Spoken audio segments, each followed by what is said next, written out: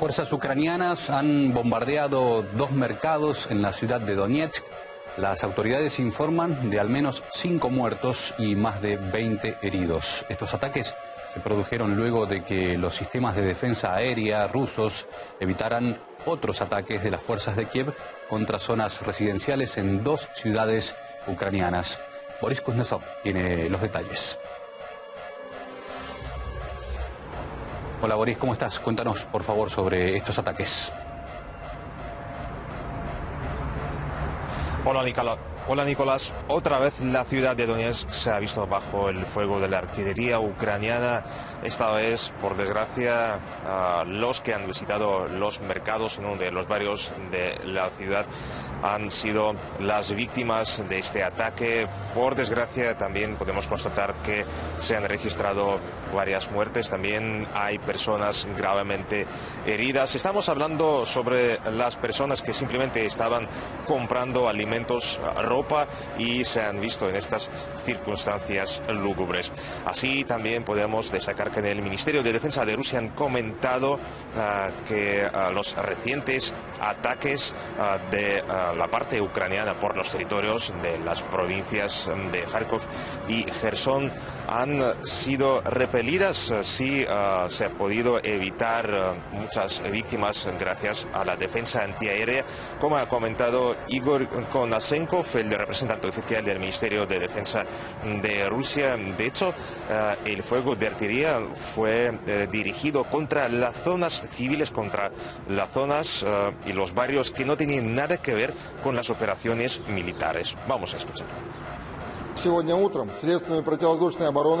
Esta mañana los sistemas de defensa aérea repelieron un ataque de un misil balístico ucraniano Tochka-U contra zonas residenciales de la ciudad de Izium en la provincia de Kharkov. El objetivo del ataque fue un hospital donde se encuentra una unidad médica rusa que brinda asistencia a la población de la provincia. La jornada anterior, las fuerzas ucranianas lanzaron un ataque masivo con misiles balísticos Tochka-U y lanzacohetes múltiples de alta potencia en zonas residenciales en la parte central de Gerson. Los objetivos eran áreas residenciales, donde se encuentran jardines de infancia, escuelas y muchas instituciones sociales. También el vicegobernador de la provincia de Gerson ha comentado que los últimos hechos evidencian que los uniformados ucranianos no tratan a la población de Gerson como a la gente, como a las personas, como a los humanos, porque a los uniformados ucranianos no les importa atacar las zonas residenciales. Vamos a escuchar. Lo principal es que este misil Tochka-U fue derribado por el sistema de defensa aérea. Claramente la destrucción fue la más seria de haber alcanzado el objetivo. Yo, como representante de la Administración Militar Civil, quiero afirmar con toda confianza que todo esto demuestra una vez más que al ejército ucraniano no le importa a la población civil de la ciudad de Gerson. Y ahora hay un golpe directo a la población civil, que las autoridades ucranianas no cuentan como población. Ahora también evito escuchar el comentario de la testiga de este ataque en Gerson. Громко бахнуло. Думаю, ну, это уже все. И только я зашла, там, где ключи, оно как бы бахнет. Ну, это такой звук, что я не знаю, это с ума сойти. Мне до сих пор коленки трясутся. И оно все посыпалось. Вот видите, на втором этаже все побитые. Он одно только целое. Así, desde el Ministerio de Defensa de Rusia han comentado que estos ataques se puede tratar como los crímenes de guerra. Los ataques indiscriminados con misiles del régimen nacionalista de Kiev en las zonas residenciales de Izium y Gerson constituyen un crimen de guerra y una violación flagrante del derecho internacional humanitario. Ahora también invito a ver nuestro reportaje. Hemos acompañado a un equipo de los voluntarios quienes ayudan a los que más necesitan la ayuda en la ciudad de Mariupol, que por desgracia está casi totalmente destruida y muchos edificios recibieron el daño precisamente por culpa de los militares ucranianos. Por desgracia, muchos residentes de la ciudad de Mariupol ya no tienen apartamentos porque los edificios en que vivían se han convertido en los escombros, en las estructuras a punto de colapsar. Por eso, en estas condiciones, para ellos el único remedio es buscar los familiares que les podrían dar un amparo en otras ciudades, en otros lugares.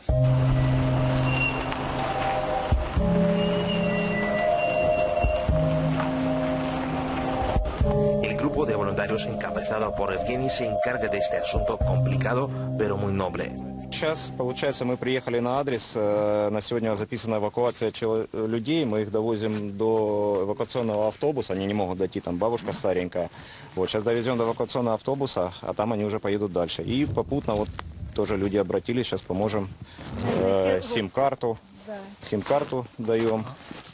Спасибо, большое спасибо. А то же я инвалид. Ну, прострелен на этот. Вот. А, ты открыл? Да. А тут лежал 16 дней в больнице. Вон. Еще не зажила. А кто прострелил вам ногу? А здесь снаряд упал вот здесь. Вот здесь вот как раз. Вот. 3 осколка и 1 здесь. A Valentina le esperan en Rostov. Se va porque no tiene otras opciones.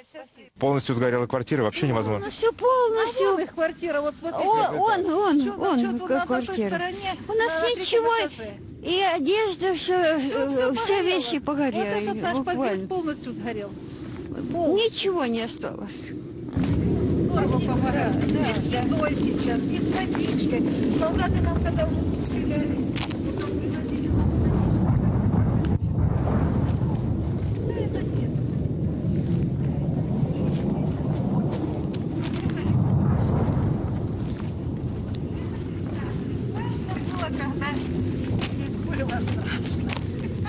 Горело все, шумело все, это было страшно. А сейчас уже не страшно. Después de despedirse de Valentina, los voluntarios continúan su recorrido por Mariupol. Para los que tienen muchas dificultades para salir de su apartamento, los voluntarios vienen con bolsas con todo lo necesario. A Lidia, otra anciana a la que ayudaron los voluntarios en esta ocasión, le esperan en la ciudad rusa de Surgut. Я даже рада, очень рада. Вы чё, моё, вы родное.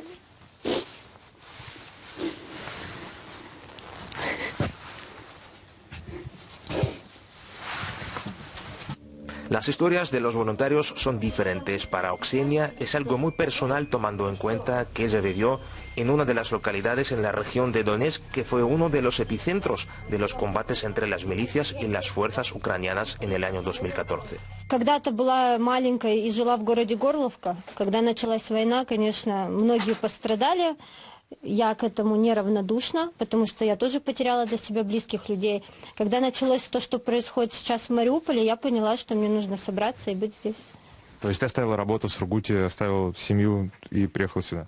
Ну, да, у меня дети, 3 детей остались в Сургуте, муж. И как бы я... Una de las cosas principales también es la entrega de los alimentos, básicamente de pan. Como pueden ver, ya después de prácticamente 5 minutos, después de pararse aquí, ya se ha formado una cola. Вы видите, какая ситуация. Тут еще, как минимум месяца 3, наверное, надо будет работать, пока централизованно наладится подвоз продуктов и всего остального. Пока тяжело. Есть районы, в которые вообще еще никто не приезжал. Мы вот стараемся заезжать в такие районы. Вот мы, когда буквально на днях были, еще даже осколки, деревья, все валяется. То есть, люди только-только с подвалов выходят. De todas maneras, paulatinamente la ciudad empieza a resurgir. Será un trabajo duro y prolongado, pero lo importante es que ahora la gente tiene cierta claridad y esperanzas sobre su futuro. Boris Kuznetsov, RT, Mariupol.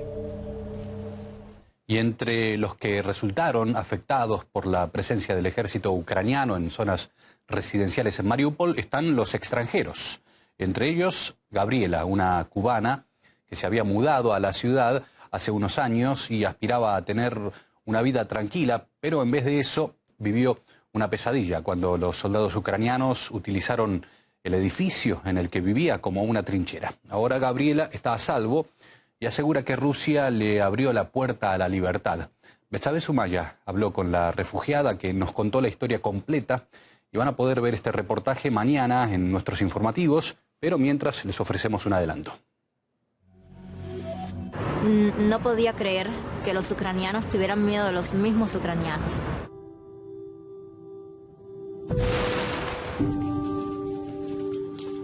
Nos quitaron todos los servicios, no teníamos nada.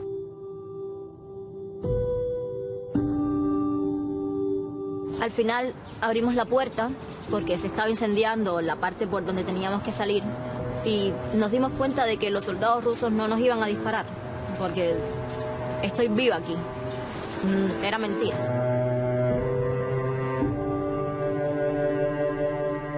Era mentira.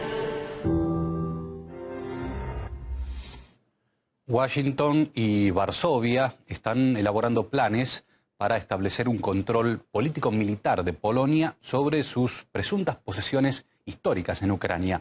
Así lo revela el Servicio de Inteligencia Exterior de Rusia.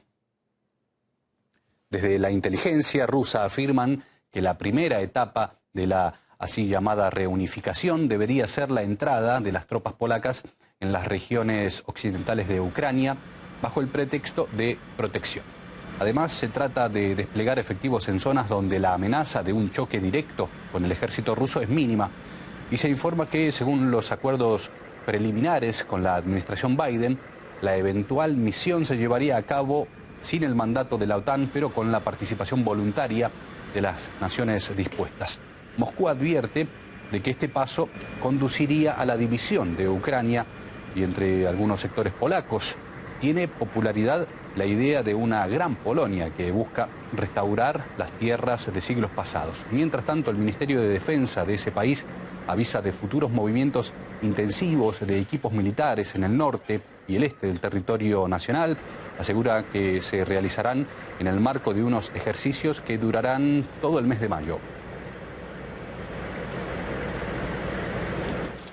Y llegan las controvertidas declaraciones desde Reino Unido, que en el marco de la crisis ucraniana aboga por crear una OTAN global. La secretaria británica de Asuntos Exteriores dijo que el bloque militar debería adquirir una perspectiva más amplia y centrarse en las amenazas en el Indo-Pacífico. En concreto, habló de la necesidad de garantizar la seguridad de regiones como Taiwán. Además, opinó que países como Rusia o China deben hacer esfuerzos para que se les otorgue el acceso a la economía global. Cabe señalar que no es la primera vez que las declaraciones de Liz Truss generan polémica y dudas acerca de su aptitud para el cargo. En una ocasión cuestionó la soberanía de Rusia sobre dos regiones del sur del país, confundiéndolas con el Donbass. Otro lapsus lo hizo al asegurar que Londres envía suministros a países bálticos a través del Mar Negro. Ramón Fuster-Guillén, escritor y experto en geopolítica, cree que una OTAN global seguiría el mismo rumbo de confrontación con Rusia y China que advierte podría acabar en la Tercera Guerra Mundial. Esto es una declaración de intenciones que lo que se quiere es crear una especie de organización que no tendría ese nombre, que sería otra organización con otra legislación de ámbito global, con intereses geopolíticos destinados a frenar cualquier tipo de influencia de interés general de Rusia y de China y que formaría parte de la ONU. Estamos a las puertas de la Tercera Guerra Mundial. No sé cómo suena esto. Yo lo llevo avisando desde hace por lo menos 3 años. De manera indudable, la OTAN quería una guerra mundial para evitar que China tenga el poder, un país donde manda un partido comunista. De ninguna de las maneras se quiere permitir que China sea la primera potencia mundial, por favor, eso lo tiene que entender cualquiera, que no se va a permitir eso por las buenas y pacíficamente. Y no se quiere permitir que Rusia tenga el lugar en el mundo que le corresponde. Polonia sigue con la compra del gas ruso tras la suspensión de los envíos directos, así lo informan desde la empresa Gazprom y agregan que lo obtiene mediante suministros de Alemania. Todo esto sucede a pesar de las declaraciones de Varsovia de que no lo necesita. Se destaca que los volúmenes del gas natural bombeado ascienden a unos 30 millones de metros cúbicos al día, una cifra casi idéntica a lo acordado en contratos previos a la ruptura. Por otro lado, empresarios búlgaros exigen al gobierno que restablezca los suministros de este recurso y el diálogo con Gazprom, según señalan desde el Poder Ejecutivo. Afirman que las compras a través de intermediarios resultarían en un aumento de precio del 30%. Sin embargo, el primer ministro de la nación reafirmó que no aceptarán las condiciones de Moscú. Recordemos que el pasado miércoles Rusia suspendió los envíos de gas natural a estas dos naciones tras su negativa de pagar en rublos. El requisito fue puesto a los llamados países no amistosos en respuesta a la congelación de las reservas internacionales de Rusia. Mientras, la guerra económica iniciada contra Rusia por Occidente provoca interrupciones en las cadenas globales de suministros con resultados inesperados y consecuencias impredecibles. Indonesia, que es el mayor productor y exportador mundial de aceite de palma, prohíbe las exportaciones de este producto a partir de este jueves. Y varios países han tomado medidas similares para garantizar el suministro local. Vamos a hablar sobre todo esto con varios datos que tiene para ofrecernos nuestro compañero Mauricio Ampuero aquí en la redacción. Mauricio, ¿cómo estás? Bien, ¿y tú? ¿Qué hay para contar? Bueno, sí, en efecto, se ha hecho una serie de anuncios en términos de reducir la exportación, la venta de alimentos básicos y que vienen a generar este temor que se hace cada vez más evidente en torno a que podría generarse una hambruna a nivel global. Ahora es Indonesia y lo hace con un producto clave en la cocina, pero también que es fundamental en el suministro de, por ejemplo, la cosmética o en los artículos de aseos. Hablamos del aceite vegetal, el aceite de palma. En este caso, Indonesia produce el 60% de lo que demanda el mundo, ¿cierto? Exporta a nivel mundial. Uno dirá, ok, existe otro tipo de aceites que podrían ser sustitutos. En efecto, así es, pero ¿qué ocurre cuando se deja de producir un alimento, en este caso un tipo de aceite? ¿Qué ocurre con los sustitutos? Suben de precio. Y entonces esto mismo ocurrirá. Ya se prevé y así se ha percibido tras este anuncio por parte de Indonesia que el aceite de soya, el aceite de colza y de girasol han incrementado sus valores. Pero esto no es suficiente para hablar de una crisis alimentaria, y es que se han ido sumando una serie de factores, desde la crisis logística desencadenada por la pandemia, ¿cierto? Cuando los puertos de China se cerraron y se generó un caos y faltó la exportación de alimentos, hasta la crisis en función de Ucrania y puntualmente las sanciones en contra de Rusia, que desde el país eslavo han sostenido que se decreta esta prohibición de exportaciones de cereales y de azúcar. ¿Qué conlleva ello? Pues bien, se deja de vender a algunos países, sin embargo se establecen algunas excepciones. Por ejemplo, la ayuda humanitaria, ¿no? En efecto, la ayuda humanitaria y también aquellas rutas de tránsito para aquellos países que no han tomado partido en contra de Rusia en esta política del principio de reciprocidad en los términos de las sanciones. Pero hay más, y es que otros países también han decidido, Marruecos, Egipto, Turquía, limitar la exportación de su producción estrella, en el caso de Marruecos los tomates, algunos cereales, los frijoles y aceites, en el caso de Egipto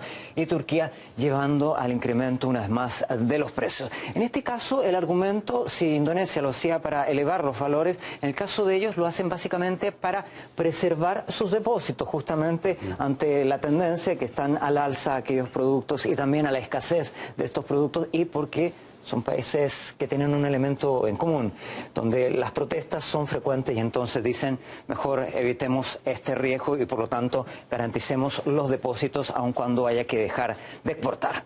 El efecto lo ha advertido el Banco Mundial, aunque esta organización internacional ha buscado responsables cuando son muchos los factores y ello no cabe duda. Las sanciones, por un lado, en contra de Rusia y las medidas recíprocas por parte del país, pero no solo ello, puesto que ellos decían que es a raíz de la crisis en Ucrania. Ucrania es un gran productor de cereales, pero no el único, pero que se suma a los efectos de la pandemia y a las políticas internas de estos países que, en definitiva, una vez más lo vemos, afectan a la gente, a los civiles de a pie. En definitiva, una situación urgente que, cierto, llama a ponerle solución.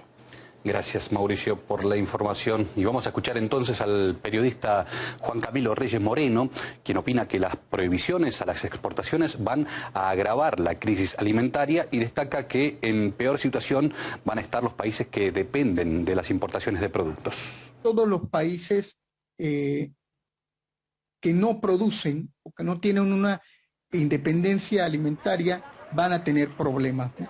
Países como en el caso de África, todo el África subsahariana va a comenzar a sufrir de forma directa